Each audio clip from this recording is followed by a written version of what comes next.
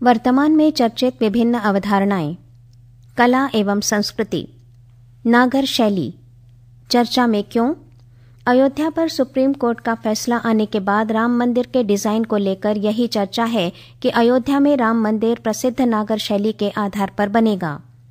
प्रमुख तथ्य, अयोध्या में राम मंदिर का डिजाइन तैयार करने वाले शिल्पकार चंद्रकांत सोमपुरा ने बताया कि अयोध्या में राम मंदिर प्रसिद्ध नागर शैली के आधार पर बनेगा।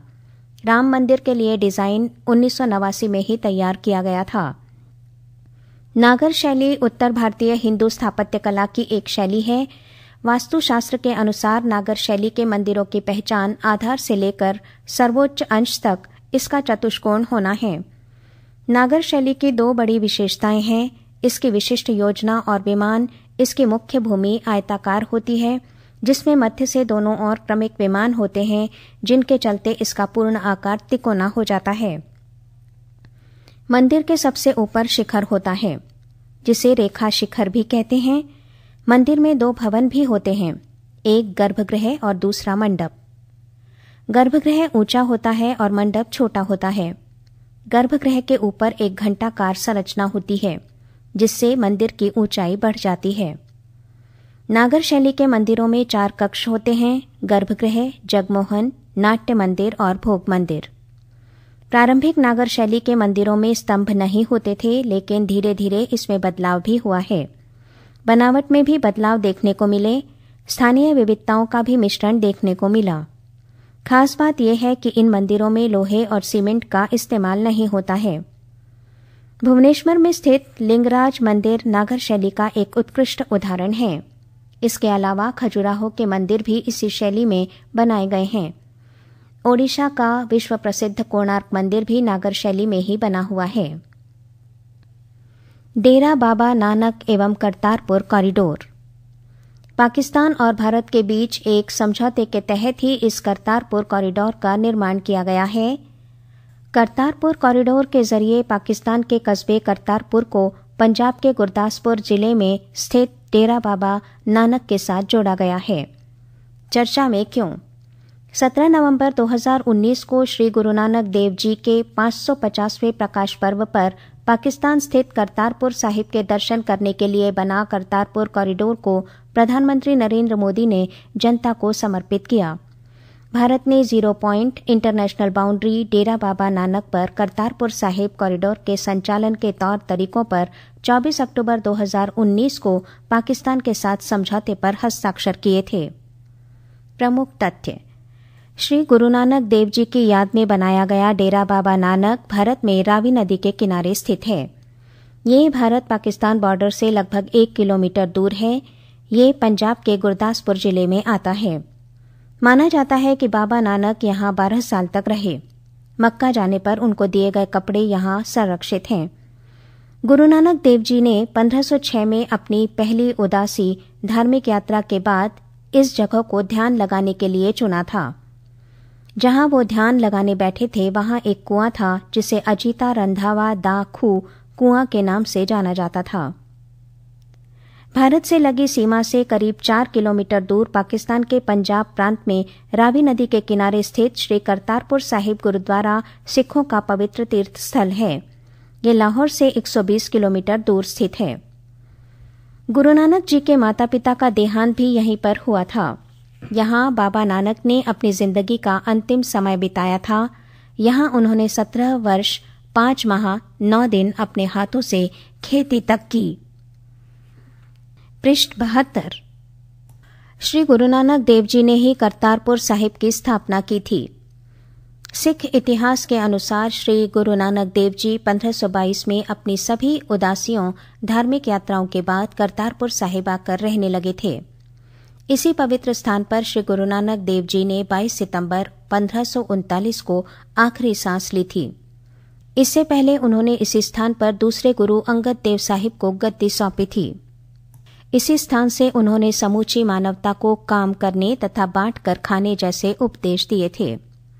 करतारपुर साहिब का स्थल बंटवारे के बाद कई वर्षों तक उजाड़ रहा, मगर उस दौर में भी बाबा नानक के कुछ मुसलमान भक्त वक्त वक्त पर यहां दर्शन के लिए आते रहे। करतारपुर गुरुद्वारा में बाबा नानक की समाधि और कब्र आज भी मौजूद है। कब्र बाहर आंगन में है और समाधि इमारत के अंदर। पुरानी इमारत जिसे गुरु नानक देव जी ने बनवाया था वो बाढ़ में बर्बाद हो गई थी। 1920 से 1929 तक महाराजा पटियाला भूपेंद्र सिंह ने गुरुद्वारा फिर से बनवाया, जिस पर उस समय रुपये 1,35,600 का खर्च आया था। अभी गुरुद्वारे की जो इमारत है वो नई है, जो 2001 में बनाई गई थी। यहां बंटवारे के बाद पहली बार लंगर तभी लगा था। बाल संगम महोत्सव चर्चा में क्यों? राष्ट्रीय नाट्य विद्यालय NSD परिसर दिल्ली में 9 से 12 नवंबर 2019 के बीच बाल संगम महोत्सव का 11वां संस्करण संपन्न हुआ। प्रमुख तथ्य: ये महोत्सव बच्चों द्वारा प्रस्तुत विभिन्न पारंपरिक कला रूपों का एक समूह है। इस संस्करण में भारत के 12 राज्यों के बाल कलाकारों द्वारा लोक और पारंपरिक मंचन कलाओं और लोक रंगमंच का प्रदर्शन किया गया। रंगमंच और लोक मंचन कला बच्चों को मुद्दों की खोज और संवेदनशीलता के लिए एक महान शिक्षण माध्यम है। बाल संगम संस्कार रंगटोली थिएटर इन एजुकेशन कंपनी का एक प्रमुख कार्यक्रम है, जो हर दूसरे वर्ष पारंपरिक कलाओं और मंचन कला की विरासत को सामने लाता है। इन कलाओं का प्रदर्शन परंपरागत मंचन कला वाले परिवारों, गुरु परंपराओं और संस्थाओं से संबंधित बच्चों द्वारा किया जाता है। NSD विश्व में अग्रणी थिएटर प्रशिक्षण संस्थानों में से एक है। ये भारत में अपने किस्म का अकेला संस्थान है। NSD के संस्कार रंगटोली की स्थापना 16 अक्टूबर 1989 को हुई थी और इसने अपनी स्थापना के 30 वर्ष पूरे कर लिए हैं। संस्कार रंगटोली देश में एकमात्र थिएटर शिक्षा संसाधन केंद्र है और विभिन्न कार्यशालाओं में अब तक लगभग 20,000 बच्चों के साथ काम कर चुकी है। पर्यावरण एवं प्रदूषण स्वच्छ निर्मल तट अभियान चर्चा में क्यों? देश के समुद्र तटों को स्वच्छ बनाने और जनता में तटीय पारिस्थितिकी तंत्र के महत्व के बारे में जागरूकता पैदा करने के लिए पर्यावरण, वन और जलवायु परिवर्तन मंत्रालय ने स्वच्छ निर्मल तट अभियान के तहत 11 से 17 नवंबर 2019 तक 50 चिन्हित किए गए समुद्र तटों में व्यापक स्वच्छता एवं जागरूकता अभियान शुरू किया। प्रमुख तथ्य: इस अभियान के लिए चिन्हित किए गए समुद्र तट 10 तटीय राज्यों, केंद्र शासित प्रदेशों गुजरात, दमन एवं दीव, महाराष्ट्र, गोवा, कर्नाटक, केरल, तमिलनाडु, पुदुचेरी, आंध्र प्रदेश और ओडिशा में हैं। इन समुद्र तटों को संबंधित राज्यों, केंद्र शासित प्रदेशों के साथ परामर्श के बाद चिन्हित किया गया है। सभी समुद्र तटों में चलने वाले इन स्वच्छता अभियानों में इको क्लबों के स्कूल, कॉलेज छात्रों, जिला प्रशासन, संस्थानों, स्वयंसेवकों, स्थानीय समुदायों और अन्य हितधारकों को शामिल किया जा रहा है। इको क्लब के लिए राज्य की नोडल एजेंसियों को इन सभी 10 राज्यों, केंद्र शासित प्रदेशों में सप्ताह भर तक चलने वाले व्यापक स्वच्छता अभियान की सुविधा प्रदान की जाएगी। इको क्लबों के नोडल शिक्षक पूरे स्वच्छता अभियान के दौरान मौके पर उपस्थित रहेंगे। पर्यावरण, वन और जलवायु परिवर्तन मंत्रालय के अधिकारियों को भी इस अभियान की निगरानी करने के लिए तैनात किया गया है। तटों की सफाई की गतिविधियां प्रतिदिन 2 घंटे की अवधि के दौरान चलाई जाएंगी। इसके लिए तट के न्यूनतम 1 किलोमीटर हिस्से की पहचान की जाएगी। चिन्हित लगभग 15 समुद्र तटों पर रेत सफाई करने वाली मशीनें भी तैनात की जाएंगी। इसके बाद एकत्रित हुए कचरे को अपशिष्ट प्रबंधन नियमावली 2016 के अनुसार संसाधित किया जाएगा। मंत्रालय के तत्वावधान में पर्यावरण शिक्षा प्रखंड और एकीकृत तटीय प्रबंधन सोसाइटी इन 50 समुद्र तटों पर चलाए जाने वाले अभियान में पूरा तालमेल स्थापित करने के लिए जिम्मेदार होंगे। संबंधित राज्य सरकारें और केंद्रीय मंत्रालय तट स्वच्छता अभियान में सक्रिय रूप से भागीदारी करेंगे। मंत्रालय ने यह भी निर्णय लिया है कि अभियान की समाप्ति पर सर्वश्रेष्ठ 3 समुद्र तटों को उचित रूप से पुरस्कार दिया जाएगा और सभी भाग लेने वाले इको क्लबों को प्रशंसा पत्र देकर सम्मानित किया जाएगा। 2G इथेनॉल चर्चा में क्यों?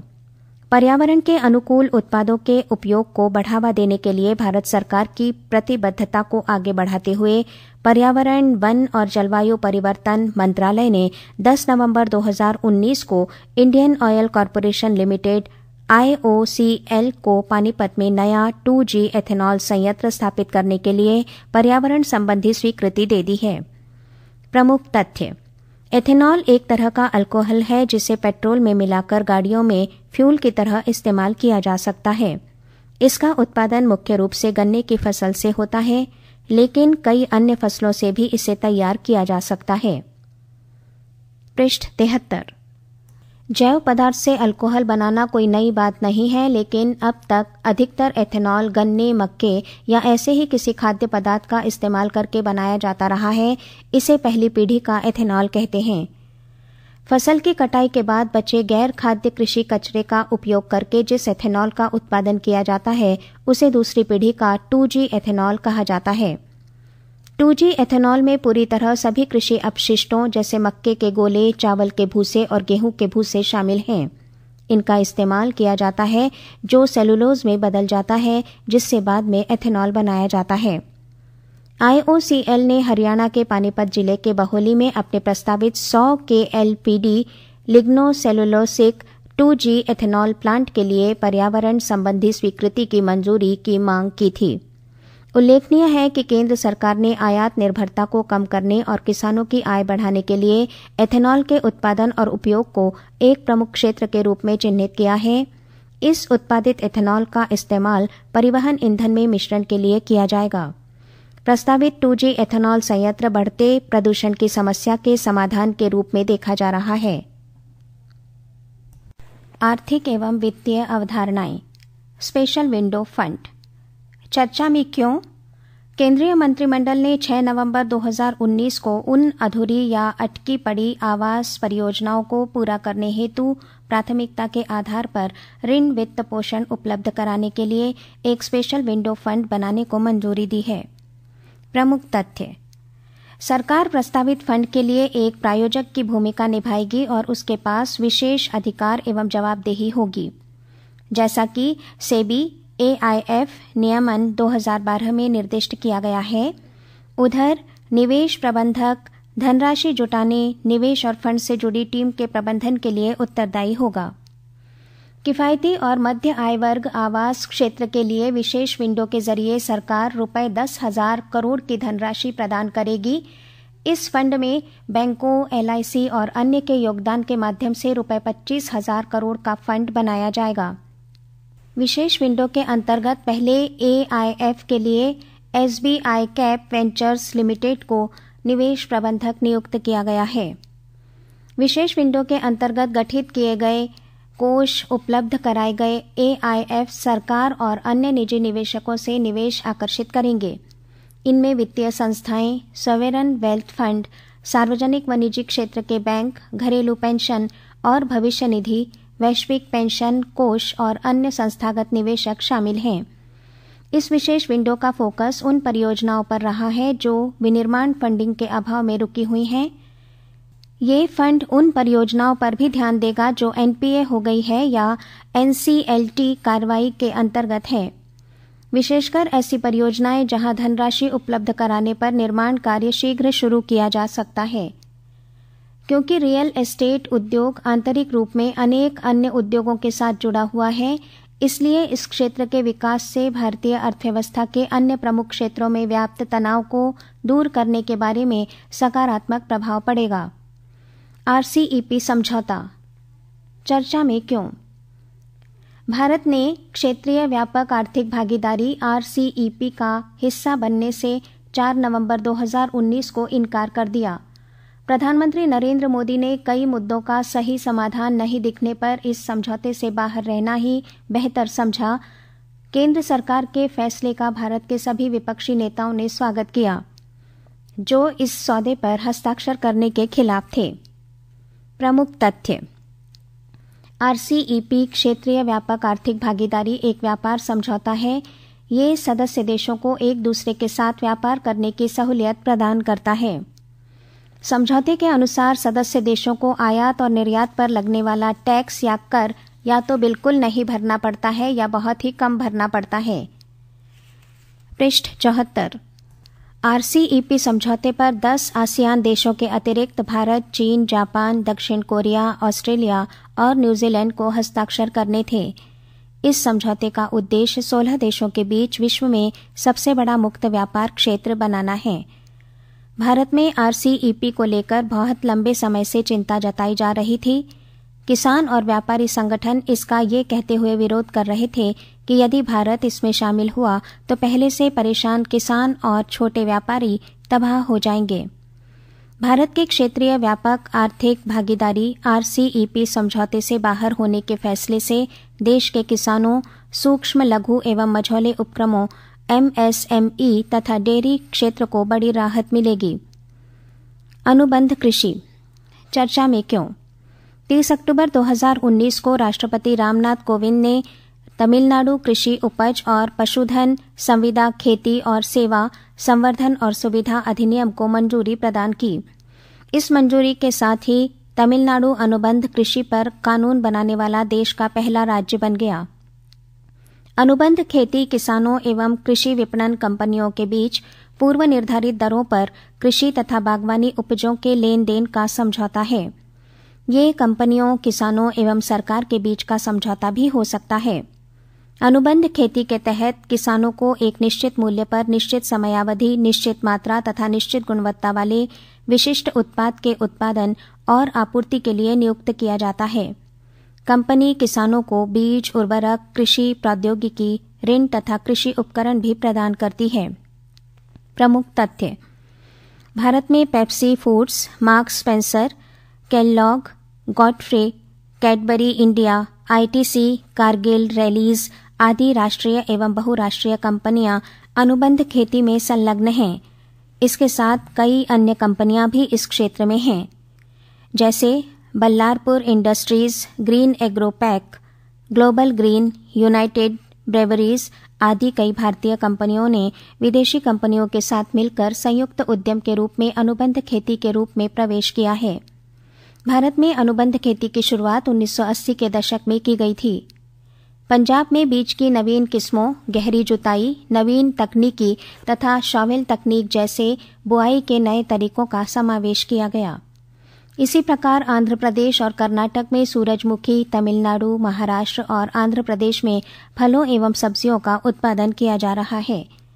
इनमें अनुबंध खेती के अंतर्गत किसानों की औसत उपज राज्य के औसत उत्पादन से 25 से 50% तक अधिक है, जबकि अन्य किसानों के मुकाबले अनुबंधित किसानों की प्रति हेक्टेयर आय 40% से अधिक है। ये अनुबंधित कंपनियां बीजों की नई किस्मों, गहरी जुताई, नवीन तकनीक, बुआई के नए तरीकों का भी समावेश कर रही है। कृषिगत बीजों के उत्पादन एवं आपूर्ति के व्यवसाय में 150 से भी अधिक कंपनियां अपना व्यवसाय अनुबंधित कंपनियों पर आधारित कर चला रही है। गेहूं उत्पादन के लिए हिंदुस्तान लीवर लिमिटेड ने मध्य प्रदेश सरकार के साथ एक संयुक्त पहल की, जिसमें 250 एकड़ भूमि में शुरू हुई परियोजना 15,000 एकड़ भूमि में फैल गई है। रैलीज किसान केंद्रों ने फल, सब्जियों और बासमती चावल से संबंधित अनुबंध खेती की पायलट परियोजना होशंगाबाद मध्य प्रदेश, बंगलुरु कर्नाटक, नासिक महाराष्ट्र तथा पानीपत हरियाणा में स्थापित की है। ITC के ई-चौपाल सूचना तकनीकी पर आधारित एक हस्तक्षेप ने किसानों एवं उपभोक्ताओं के बीच मध्यस्थों का उन्मूलन करके कृषि विपणन का एक सीधा चैनल विकसित किया है। विज्ञान एवं प्रौद्योगिकी अवधारणाएं। अंतर्राष्ट्रीय विज्ञान महोत्सव IISF 2019। चर्चा में क्यों?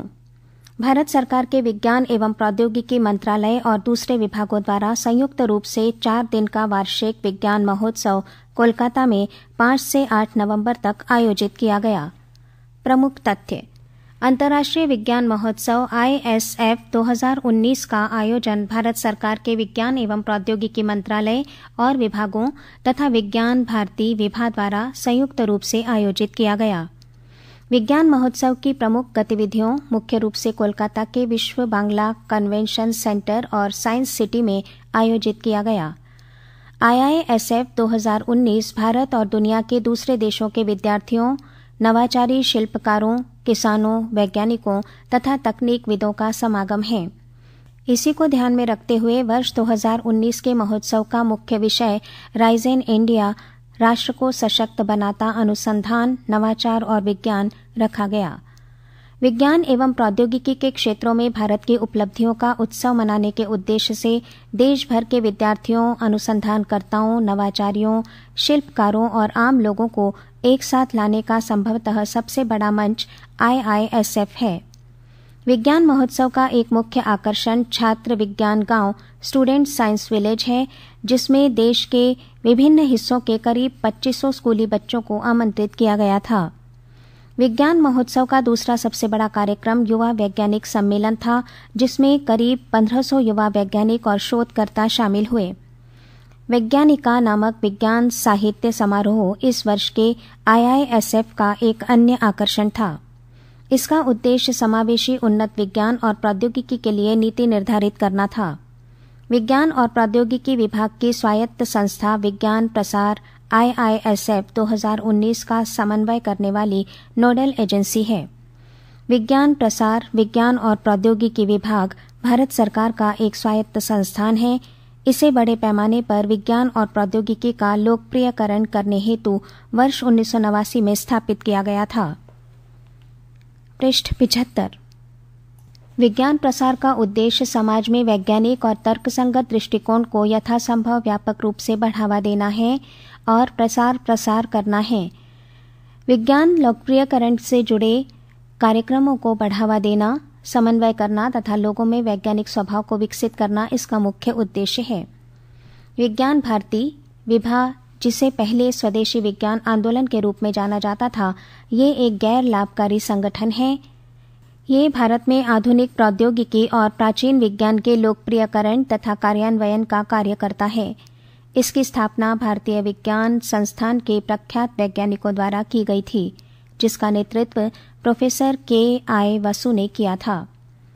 अब तक आयोजित IISF 2015 IIT दिल्ली, नई Delhi nodal agency DST, IISF 2016 CSIR NPL, नई Delhi nodal agency CSIR, IISF 2017 IIT Chennai, Anna विश्वविद्यालय और NIOT Chennai nodal agency MOES, IISF 2018 Indira Gandhi Pratishthan Lucknow nodal agency DBT, IISF 2019 BBCC एवं science city Kolkata nodal agency DST। आइस और अतिथि। चर्चा में क्यों? वित्त मंत्री ने 4 नवंबर 2019 को आयातित वस्तुओं की त्वरित कस्टम मंजूरी एवं बेहतर निगरानी और अंतर्राष्ट्रीय यात्रियों के आगमन को सुविधाजनक बनाने के लिए 2 नई IT पहलों आइस और अतिथि का शुभारंभ किया। प्रमुख तथ्य। आइस भारत के सीमा शुल्क विभाग का एक ऐसा डैशबोर्ड है जो कारोबार में सुगमता EODB की निगरानी करता है। इससे आम जनता को विभिन्न बंदरगाहों और हवाई अड्डों पर आयात कार्गो के दैनिक कस्टम क्लियरेंस समय को देखने में मदद मिल रही है। आइस की बदौलत भारत के सीमा शुल्क विभाग ने एक ऐसे कारगर साधन टूल को मुहैया कराने में वैश्विक स्तर पर बढ़त हासिल कर ली है, जिससे कारोबारियों को विभिन्न बंदरगाहों पर कस्टम क्लियरेंस में लगने वाले समय की तुलना करने और फिर उसके अनुसार अपनी लॉजिस्टिक्स की योजना बनाने में मदद मिलती है।